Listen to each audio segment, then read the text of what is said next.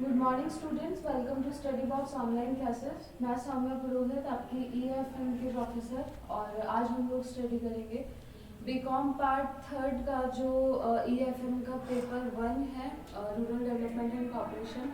हमने last class में कुछ उसके जो मीनिंग था, हमने उसके बारे में थोड़ा सा डिस्कशन किया था। तो आज हम पढ़ेंगे कि रूरल डेवलपमेंट की इम्पोर्टेंस क्या है। तो सबसे पहले तो बात ये आती है कि ग्रामीण विकास में अलग अलग तरीके के विकास किए जाते हैं। हम अलग अलग विकास की बातें करते हैं वहाँ पर। तो सबसे पहले तो जो ग्रामीण विकास है उसको अलग अलग लेवल्स में डिस्ट्रीब्यूट किया जाता है कि कुछ इकोनॉमिकल फैक्टर्स होते हैं, सेक्टर्स होते हैं, और हम बोल सकते हैं कि सोशल सेक्टर होता है, एक राजनीतिक के बारे में जहाँ पर हम बात करते हैं पॉलिटिकल सेक्टर होता है, उसके अलावा सामाजिक जिसे हम इंग्लिश में सोशल फैक्टर्स कहते हैं। तो हर गांव में कुछ अलग अलग लेवल्स होते हैं, कुछ अलग अलग सेक्टर्स होते हैं जहाँ पर हम उन लोगों की स्टडी करते हैं। तो सबसे पहले तो इन्होंने कहा है कि ग्रामीण विकास का आर्थिक क्षेत्र में महत्व, significance of rural development in economic centre. आर्थिक रूप से किस प्रकार जो गांव है हमारे यहाँ के, तो आर्थिक रूप से वो किस प्रकार उनमें बदलाव किए जाते हैं, उसके बारे में हम थोड़ा सा स्टडी एक बार कर लेते हैं। कृषि का विकास, हमने जो लास्ट क्लास ली थी, हमने उसमें एक डिस्कशन किया था कि महात्मा गांधी जी ने क्या किया था कि महात्मा गांधी जी ने बोला था कि अगर हमारे देश में कृषि होती है तो वहाँ पर ये फायदा रहता है कि मतलब उन्होंने कुछ पॉजिटिव बात कही थी। उन्होंने कहा था कि हमारा जो मन होता है, हमारा जो दिल होता है, वो गाँवों में बसता है, और ऐसा उन्होंने इंडिया के कंटेक्स्ट में कहा था। तो वो ये बात कहना चाह रहे थे कि अगर देश में हमारे ग्रामीण विकास जो है, ग्रामीण विकास में जो कृषि की जाती है, वहाँ के लोग ही कृषि करते हैं। जनरली देखा जाए तो आजकल कुछ नए नए सेक्टर्स आ गए हैं जहाँ पर हम लोग बात करते हैं कि अलग अलग तरीके से फार्मिंग की जाती है, एग्रीकल्चर कृषि वहाँ पर की जाती है। तो सबसे पहले इन्होंने बोला कि कृषि का विकास होता है डेवलपमेंट ऑफ एग्रीकल्चर, एग्रीकल्चर को डेवलप करते रहना चाहिए। मेरे हिसाब से जो डेवलपमेंट है, जो विकास है किसी भी कृषि जो कि गांव में की जा रही है, किसी भी ग्रामीण विकास अगर किया जा रहा है, तो वहाँ पर हम लोग ये बातें करते हैं कि वहाँ के लोगों को कुछ नई नई स्कीम्स देनी चाहिए। सबसे बड़ी बात तो ये है कि गवर्नमेंट जो स्कीम चलाती है कृषि करने वाले लोगों के लिए, तो बहुत सारे लोगों को तो पता ही नहीं चलता कि क्या क्या स्कीम्स जो है वो हमारे एग्रीकल्चर के लिए थ्रू गवर्नमेंट हमारे पास तक आ रही है। तो इसलिए उन्होंने कहा है कि किसी भी अर्थव्यवस्था में कृषि के महत्व की उपेक्षा नहीं की जा सकती। भारत जैसे विकासशील देश क्या होता है, ऐसी कोई भी जगह हम लोग बोल सकते हैं जो कि अंडर डेवलप्ड है, मतलब कि अभी तक वो पूरी तरह से विकसित नहीं हुई है, उसमें जो विकास हो रहा है वो धीरे धीरे बढ़ रहा है। ठीक है, विकासशील देश उसे कहा जाता है। तो उन्होंने कहा है कि भारत जैसे विकासशील देश के लिए तो कृषि का विशेष महत्व है। यहाँ राष्ट्रीय आय का, मतलब कि नेशनल इनकम का 18% कृषि व उसकी सहायक क्रियाओं से प्राप्त होता है। कृषि का विकास करने के लिए ग्रामीण विकास अति आवश्यक है। यदि गांव विकसित होंगे तो किसान आधुनिक प्रौद्योगिकी,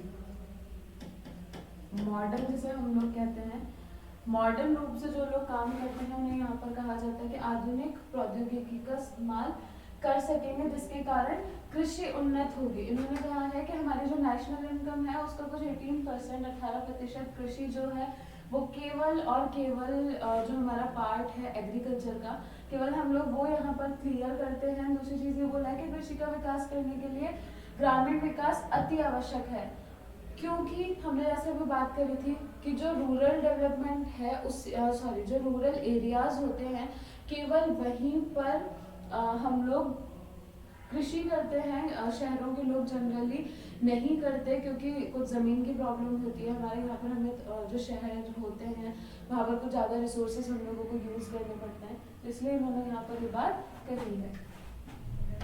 नेक्स्ट आता है कि औद्योगिक विकास, इंडस्ट्रियल डेवलपमेंट। हमने लास्ट क्लास में जो बात करी थी उसमें हमने ये चीज़ पढ़ी थी कि नेहरू जी ने ज़्यादा ध्यान दिया था कि हमारे यहाँ पर जो है वो औद्योगिक विकास होना चाहिए, इंडस्ट्रीज ज़्यादा से ज़्यादा बननी चाहिए। तो मुझे ऐसा लगता है कि अगर महात्मा गांधी जी की बात को ज़्यादा तवज्जो दी जाती, नेहरू जी की बात को भी तवज्जो दी गई है, पर इतनी ज़्यादा दे दी गई कि इंडस्ट्रीज बहुत ज़्यादा डेवलप हो गई और हमारा जो एग्रीकल्चर सेक्टर था वो एकदम डाउन चला गया। तो इन्होंने कहा है कि ग्रामीण विकास का औद्योगिक विकास की दृष्टि से भी महत्व है। गाँवों का विकास होने से कृषि का विकास होगा। वापस ये बात ध्यान देंगे बच्चे एक बार कि अगर गांवों का विकास होगा तो ही कृषि का विकास होगा, जिससे उद्योगों के लिए पर्याप्त मात्रा में आवश्यक कच्चा माल मिलेगा। ठीक है, कुछ इंडस्ट्रीज ऐसी होती है जिनको खेतों से ही कच्चा माल मिलता है। जैसे मान लीजिए जो रुई की बात हम लोग करते हैं, अगर रुई ही किसी गद्दे बनाने वाली कंपनी को नहीं मिलेगी, जिस कंपनी में गद्दे बेसिकली कोई बिजनेस है, अगर वो यहाँ पर नहीं मिलेंगे तो क्या होगा कि अगर कृषि नहीं होगी तो जो रॉ मटेरियल, कच्चे माल को इंग्लिश में रॉ मटेरियल कहा जाता है। तो इन्होंने कहा है कि जो रॉ मटेरियल है वो बड़ी इंडस्ट्रीज को नहीं मिल पाता अगर हमारे यहाँ पर कृषि नहीं की जाएगी। तो फिर इन्होंने कहा है कि ग्रामीण विकास के कारण कुशल व शिक्षित श्रम भी उपलब्ध हो सकेगा। ग्रामीण विकास के कारण कुशल व शिक्षित श्रम मतलब कि कुशल जो कि बहुत जो लोग मेहनती होते हैं, दूसरी चीज ये जो लोग अपने काम में पारंगत होते हैं, दूसरी चीज शिक्षित श्रम।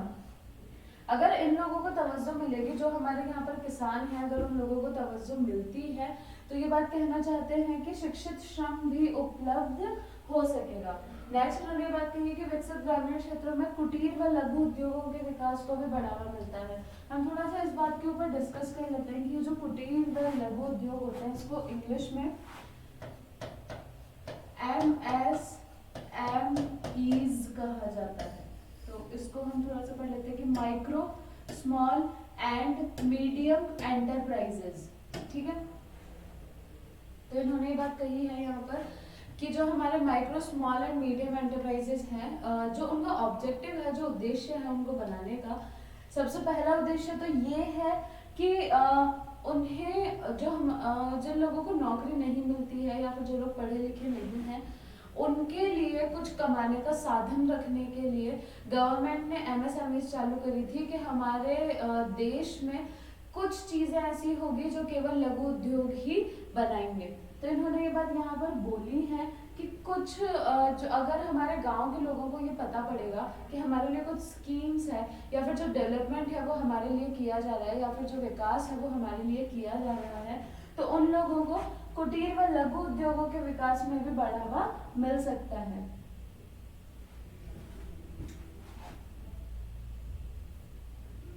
नेक्स्ट आता है कि परिवहन साधनों का विकास, डेवलपमेंट ऑफ ट्रांसपोर्ट। जैसे अभी भी बहुत ग्रामीण विकास में सबसे बड़ी जो प्रॉब्लम है वो ये है कि अगर कोई गांव बहुत ज़्यादा छोटा है तो वहाँ तक जाने आने के लिए कोई भी साधन जनरली नहीं होता। तो इन्होंने कहा है कि अर्थव्यवस्था के विकास में परिवहन साधनों का विशेष महत्व है। ग्रामीण विकास के द्वारा दूर दराज के इलाकों को सड़कों के माध्यम से कस्बों व शहरों से जोड़ा जा सकता है। ये इन्होंने बहुत ही एक अच्छा ऑप्शन दिया है। जैसे मान लीजिए कि जयपुर है, अगर मान लीजिए कि हम लोग जयपुर की मेन सिटी में रहते हैं, यहाँ पर अगर कोई गांव है उसमें आने को जो रास्ता है वो कुछ इस प्रकार से है, मतलब कि उसमें जब हम आएंगे जयपुर सिटी के लिए, अगर हम लोग हमारे गांव से आते हैं तो हमें कुछ इस तरीके से मुड़कर आना पड़ता है कहीं कहीं। तो ये मान लीजिए कि एक ऐसा सीधा रास्ता निकाल दिया जाएगा। ऐसे जो रिंग रोड वाला जो कंसेप्ट है वो बहुत ही अच्छा है।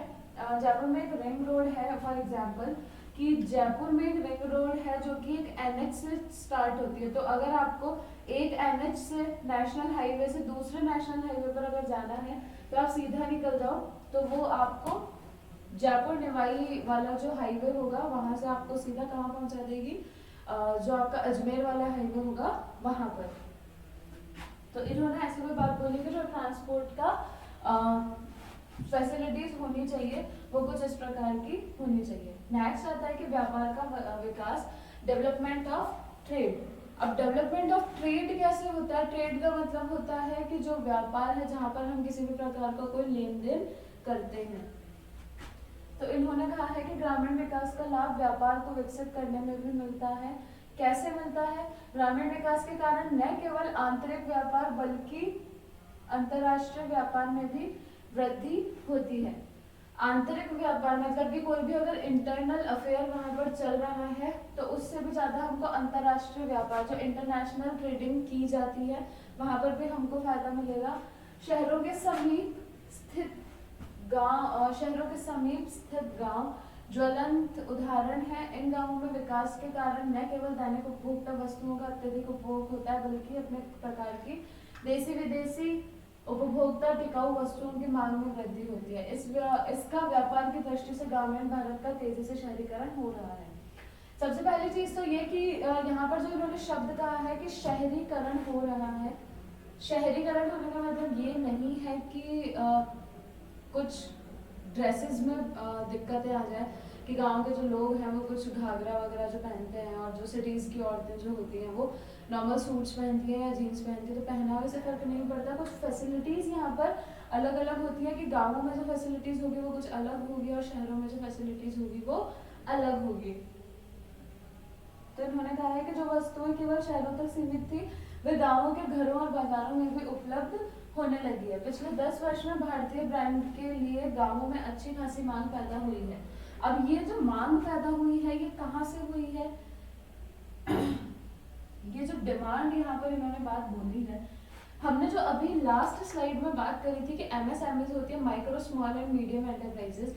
गवर्नमेंट ने क्या सिस्टम कर रखा है हम थोड़ा सा एक बार इसको ब्रीफ में समझ लेते हैं कि गवर्नमेंट ने कहा कि कुछ रॉ मटेरियल्स है या फिर कुछ प्रोडक्ट्स हैं जो केवल एमएसएमईज ही बनाएगी। जैसे अगरबत्ती किसी भी मशीन से नहीं बनाई जाती, हाथ से बनाई जाती है।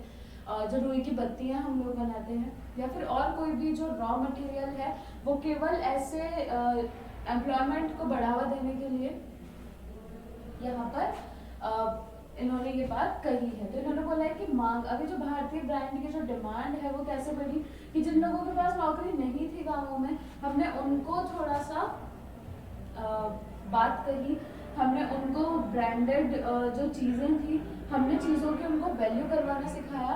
तो फिर हमने उन्हें ये चीज़ समझाई कि जो इंडियन ब्रांड्स हैं यहाँ पर उनकी वैल्यू यहाँ पर इसलिए है क्योंकि वो हाथों से बनाई जाती है और वो प्योर चीज़ है। जैसे बहुत सारे लोगों ने बोला होगा कि अचार बनाने का जो बिजनेस है वो अचार को कोई मशीन से नहीं बनता। ठीक है, आजकल का ज़माना है कि जो वो घर का अचार जो लोग नहीं खाना पसंद करते वो जनरली बाजार से लेकर आते हैं। पर अभी भी गाँव में यही होता है कि बहुत सारी फैमिलीज जो है वो पापड़ या फिर अचार जो है ऐसी चीज़ें बनाते हैं। बिजली आवागमन के साधन व दूर संचार सुविधाएं बढ़ने से गांवों की तस्वीर बदली है। पहले क्या होता था, पहले के गांवों में ना लाइट पहुंचती थी ना आने जाने के लिए कोई भी ट्रांसपोर्ट होता था।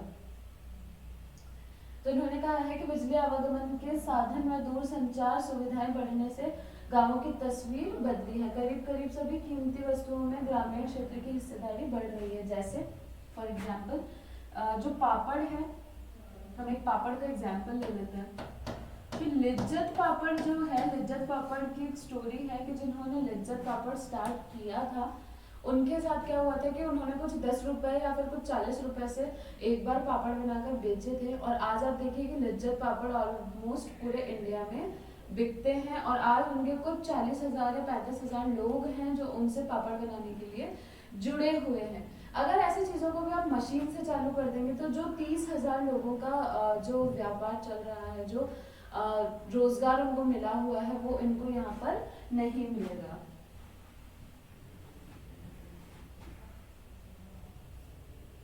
फिर नेक्स्ट आता है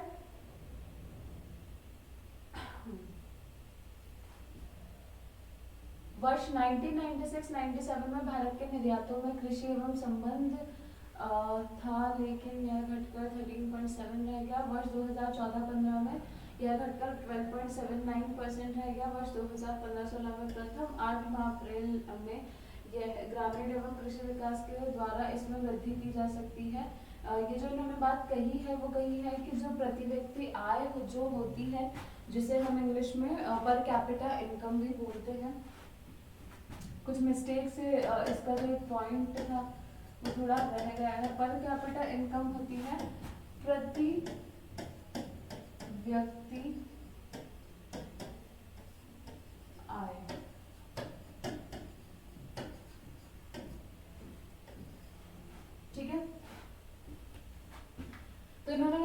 बोलिए कि कुछ ग्रामीण विकास से कृषि जन्य पदार्थ मतलब कि हमारे जो रूरल एरियाज थे उन्होंने कुछ ऐसी चीज़ें जनरेट करी है, कुछ ऐसी चीज़ें बनाना स्टार्ट किया है, या फिर हम बोल सकते हैं कि कुछ चीज़ें उन्होंने ऐसे इम्पोर्टेंट बनाना तैयार करी है कि जो उनके प्रति व्यक्ति आए हैं वो भी धीरे धीरे बढ़ती जा रही है। रोजगार अवसरों में वृद्धि, इंक्रीज इन एम्प्लॉयमेंट अपॉर्चुनिटी। अब हमने जो अभी एमएसएमई की बात करी, अब हमने जो रूरल डेवलपमेंट की बात करी है, उनमें सबसे बड़ा फायदा ये भी हुआ है कि अगर ग्रामीण विकास होगा तो ग्रामीण विकास का जो मेन फैक्टर है, जो हम बोल सकते हैं कि जिसके लिए वो पैसा कमा रहे हैं, तो जो मेन फैक्टर है जो वो कंसीडर करना चाहते हैं, उसमें सबसे पहली चीज आती है कि एम्प्लॉयमेंट अपॉर्चुनिटीज की सब लोगों को रोजगार मिलना चाहिए। अगर कोई कम पढ़ा लिखा है तो उसके हिसाब से भी उसको ऐसा रोजगार देना चाहिए हम लोगों को कि जिसमें उसको थोड़ा पैसा मिले, वो अपना घर बार वहां पर बना पाए। सॉरी।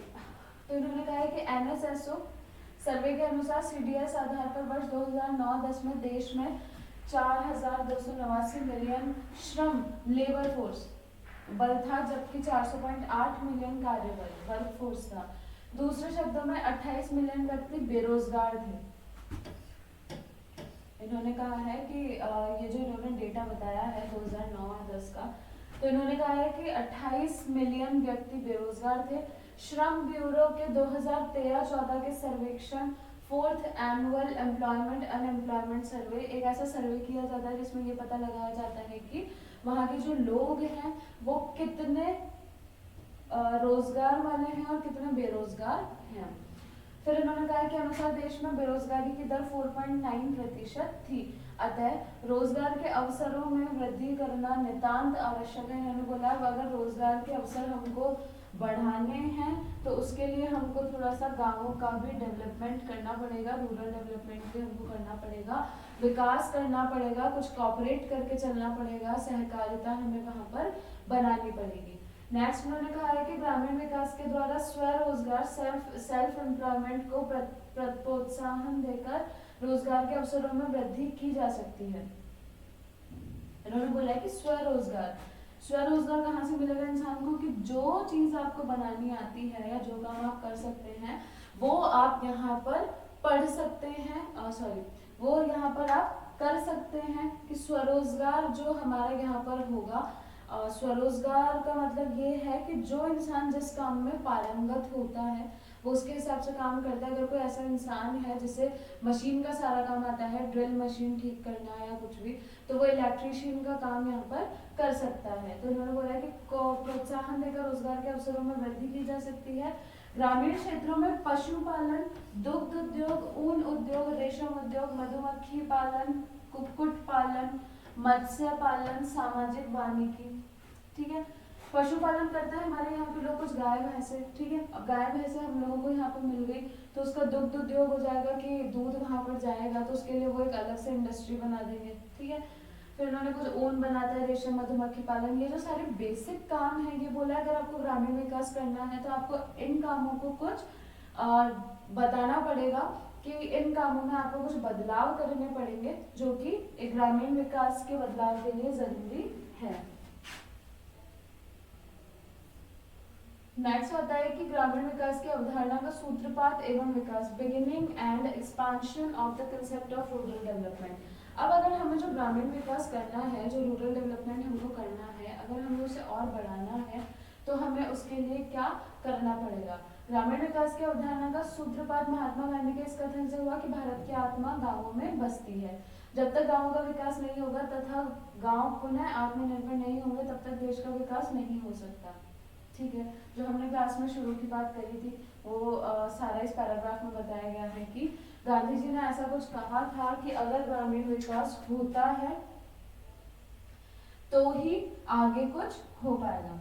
नेक्स्ट पॉइंट आता है कि जीवन स्तर में वृद्धि, increase in standard of living. अब अगर हम लोग आज के जमाने में स्टैंडर्ड की बात करें तो स्टैंडर्ड जनरली क्या होता है, अभी थोड़ा टाइम पहले मैंने एक डिस्कशन सुना था, मैं कहीं पर थी तब, कि जो स्टैंडर्ड है आजकल वो एक बेसिक नीड्स को नहीं माना जा रहा। जनरली बेसिक नीड्स हमारी क्या है कि हमें रोटी कपड़ा मकान यहाँ पर मिलना चाहिए। पर आज जो बेसिक नीड्स है लोगों की वो ये है कि उन्हें कुछ हफ्ते में एक बार तो बाहर खाना खाना है, या फिर सुबह 9 बजे तक सोना है, अकेले एक फ्लैट में रहना है, ज़्यादा बड़ा घर नहीं होना चाहिए, पर नौकरी उन्हें वही 1 लाख रुपए वाली चाहिए। ठीक है, तो ये आज के ज़माने के हिसाब से हम लोग स्टैंडर्ड ऑफ लिविंग या लिविंग स्टैंडर्ड की बात हम यहाँ पर नहीं कर सकते, क्योंकि वो जो बेसिक नीड्स पहले के ज़माने में मानी जाती थी कि एक इंसान तब सेटिस्फैक्शन ले लेता है, तब उसे संतुष्टि मिल जाती है जब उसे रोटी कपड़ा और मकान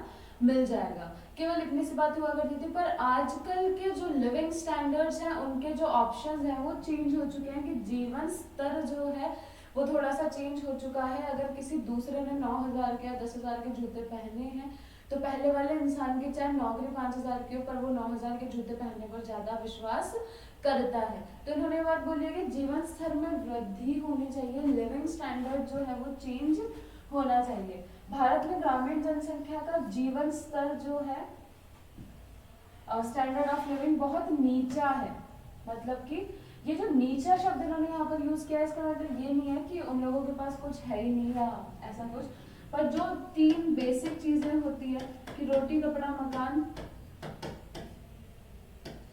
ठीक है। तो अब इन्होंने बात बोली, मेरे हिसाब से इसमें शिक्षा वाला भी बेसिक नीड्स में आना चाहिए कि शिक्षा होना भी बहुत जरूरी है। तो आज भी क्या होता है कि गवर्नमेंट स्कूल जो खुले हुए होते हैं उसके टीचर्स वहाँ पर जनरली जाना पसंद नहीं करते कि गांव में है कौन देखने आएगा, कौन इंस्पेक्शन करने आएगा। तो ऐसी चीज़ों से बचने के लिए वहाँ पर स्कूल भी नहीं खोले, और जो रोटी कपड़ा मकान जो स्टैंडर्ड होना चाहिए था, मतलब कि उन्हें पूरी नॉलेज नहीं मिल पाती कि हमें एक्चुअल करना क्या है। तो उन्होंने बताया कि उनकी आय में वृद्धि तथा उनके जीवन स्तर में सुधार किया जा सकता है। पंजाब, हरियाणा व पश्चिमी उत्तर प्रदेश के अनेक विकसित गांव इसका जीता जागता नमूना है। अगर हम पंजाब हरियाणा की बात करें तो पंजाब में मैं एक एग्जांपल देके समझाती हूँ आपको कि पंजाब में आज भी जो है वो बहुत ज़्यादा स्मोक किया जाता है, मतलब कि दारू सिगरेट बीड़ी जो है वो बहुत ज़्यादा ली जाती है। नशा जो है वो वहाँ पर बहुत ज़्यादा किया जाता है। कुछ बच्चे जो मेरा अभी तक वीडियो देख रहे हैं उन्हें अगर उन्होंने कभी उड़ता पंजाब मूवी देखी हो तो उसमें बताया गया था कि पंजाब जो है वो पहले बहुत ही थोड़ा सा सही बोल सकते हैं हम जगह वो थी, पर अब क्या हुआ कि वहाँ के जो यूथ हैं जिन्हें जिस टाइम में पढ़ना चाहिए वो वहाँ पर उस टाइम में नशा करने लग जाते हैं। तो उन्हें इस चीज़ की नॉलेज नहीं है कि हमें हमारी ज़िंदगी जो हमारा लिविंग स्टैंडर्ड है वो इन चीज़ों के लिए नहीं बना, हमें इससे कुछ आगे भी करना पड़ेगा। नेक्स्ट इन्होंने कहा है कि जहां ग्रामीण विकास के कारण लोगों का जीवन स्तर काफी नीचा है। अब होगा क्या, अगर पंजाब हरियाणा पश्चिम उत्तर प्रदेश में अगर आज भी ऐसा चलेगा कि वहां पर जो पैसा बच्चों की पढ़ाई के लिए लगाया जा रहा है उसकी जगह अगर वो लोग नशे पत्ते में पैसा लगा रहे हैं तो वो थोड़ी सी दिक्कत देता है। न्यूनतम आवश्यकताओं की पूर्ति, सप्लाई ऑफ मिनिमम नीड्स, की कम से कम जो जरूरतें हैं वो तो आपकी पूरी होनी ही चाहिए। आज देश में लगभग 25 करोड़ व्यक्ति रोटी कपड़ा और मकान की अपनी न्यूनतम आवश्यकताओं की पूरी करने में भी असमर्थ है। अब ये जो फैक्टर है ये इस बात पर थोड़ा सा गवर्नमेंट को ध्यान देना चाहिए। ठीक है, वो जो हमने पहले वाली जो नीड्स की बात करी थी, लिविंग स्टैंडर्ड वाली जो हमने बात करी थी, मेरे हिसाब से लिविंग स्टैंडर्ड से ज़्यादा हम लोगों को इस चीज़ पर ध्यान देना चाहिए कि कोई भी इंसान हमारे देश में ऐसा नहीं होना चाहिए जो कभी भूखा सोए रात को या बिना कपड़ों के रहे, या फिर अगर कभी बारिश आ रही है सर्दी आ रही है तो उसके पास मकान भी ना हो। तो उन्होंने ये चीज़ बोली है कि सप्लाई ऑफ मिनिमम नीड्स, यद्यपि गरीब की स्थिति में विगत 4 दशक में कमी होना जारी रहा है, मतलब ऐसा माना जा रहा है कि अब जो गरीब लोग हैं वो थोड़ी कम होते जा रहे हैं, और लेकिन इस तथ्य को नकार नहीं सकते कि देश की लगभग 1/3 जनसंख्या न्यूनतम आवश्यक सुविधाओं से वंचित है तथा कुपोषण का शिकार है। आज भी आप लोग देख लीजिए, पंजाब हरियाणा उत्तर प्रदेश हुआ और राजस्थान के भी हम लोग कुछ जगह कुछ गांव में ऐसा देख सकते हैं कि आज भी वहां पर कुछ ऐसे सिचुएशन है कि वहां पर कुपोषण के शिकार जो है वो लोग भी हैं, और जनरली बच्चे भी हैं, छोटे बच्चे जो हैं वो बहुत ज्यादा कुपोषण, जिसे हम इंग्लिश में माल न्यूट्रिशन कहते हैं। ठीक है, तो उन्होंने कहा कि ग्रामीण विकास के द्वारा इन गरीब तथा असहाय भारतीयों की न्यूनतम आवश्यकता की पूर्ति की जा सकती है। नेक्स्ट उन्होंने कहा है कि आर्थिक संरचना का निर्माण करना, बिल्डिंग इंफ्रास्ट्रक्चर, किसी भी देश के समग्र विकास के लिए गांवों में आर्थिक संरचना इंफ्रास्ट्रक्चर का निर्माण करना अति आवश्यक है। इंफ्रास्ट्रक्चर का निर्माण करने का मतलब है कि जो हमारा पानी का सप्लाई है, वाटर सप्लाई बोलते हैं हम, या फिर जो हमारा लाइट का सप्लाई है वो बहुत अच्छे से होना चाहिए। हर घर तक लाइट जानी चाहिए, हर घर तक पानी जाना चाहिए, प्रॉपर हमारे यहाँ पर बिल्डिंग्स होनी चाहिए कुछ इस तरीके से जैसे हमारे यहाँ की जलवायु है, कुछ इस प्रकार से हमारा इंफ्रास्ट्रक्चर होना चाहिए। नेक्स्ट उन्होंने कहा है कि ग्रामीण विकास के द्वारा गांवों में ऊर्जा परिवहन तथा दूर संचार जैसे महत्वपूर्ण साधनों का विकास करके आर्थिक संरचना का निर्माण किया जा सकता है। नेक्स्ट पॉइंट आता है कि निर्धनता की समाप्ति, रिमूवल ऑफ पॉवर्टी।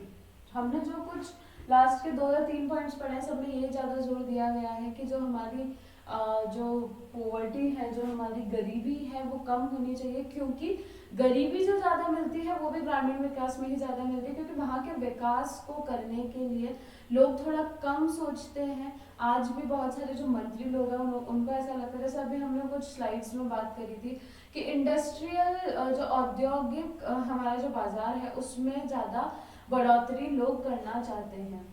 फिर इन्होंने कहा कि भारत में ग्रामीण जनसंख्या का लगभग 1/3 निर्धनता रेखा से नीचे है, मतलब कि अभी भी 1/3 लोग ऐसे हैं जो बिलो पॉवर्टी लाइन है, जिनके लिए बीपीएल कार्ड भी बनाए गए थे। तो बीपीएल का जो फुल फॉर्म है वो बिलो पॉवर्टी लाइन ही है, ठीक है। फिर नेक्स्ट कहा है कि गरीबी न केवल व्यक्ति बल्कि समाज में मानव सभ्यता के लिए अभिशाप है। ग्रामीण विकास के द्वारा निर्धन लोगों को आर्थिक सहायता एवं रोजगार उपलब्ध कराकर निर्धनता को समाप्त किया जा सकता है। जो निर्धन लोग हैं, जो भी जिस काम के लिए वो यहाँ पर हम बात कर सकते हैं कि जो भी काम उनको करना आता है आप उनको वो बता दीजिए, और कुछ आर्थिक सहायता की जैसे गवर्नमेंट को ऐसा करना चाहिए। जो लोग वैसे तो ऐसा हमारी कंट्री में ऑलरेडी चल रहा है कि राशन में आपको जो है वो कुछ 5 रुपए किलो में अनाज मिलता है, चावल की बात करें तो 2 रुपए किलो में चावल मिलते हैं, कुछ दालें मिलती थी, आंगनबाड़ी केंद्र जितने भी हैं हमारे यहाँ पर, वहाँ पर कुछ ऐसी चीजें यहाँ पर मिलती रहती थी। तो इन्होंने कहा कि भारत में पिछले 3 दशकों में ग्रामीण विकास कार्यक्रमों के माध्यम से निर्धनता में कमी लाने का सराहनीय प्रयास किया गया है। जैसे कुछ जो स्कीम्स चलती हैं वो सारी पॉवर्टी को हटाने के लिए यहाँ पर की जाती है, ठीक है। तो अभी तक हम लोगों ने जो टॉपिक स्टडी किए थे वो सफिशिएंट नहीं है, हमें चैप्टर को आगे पढ़ने के लिए कुछ और टॉपिक्स में भी डिस्कस करना पड़ेगा। और टॉपिक्स को पढ़ने के लिए आप लोग मेरे साथ बने रहिए स्टडी बॉक्स ऑनलाइन क्लासेस पर। धन्यवाद।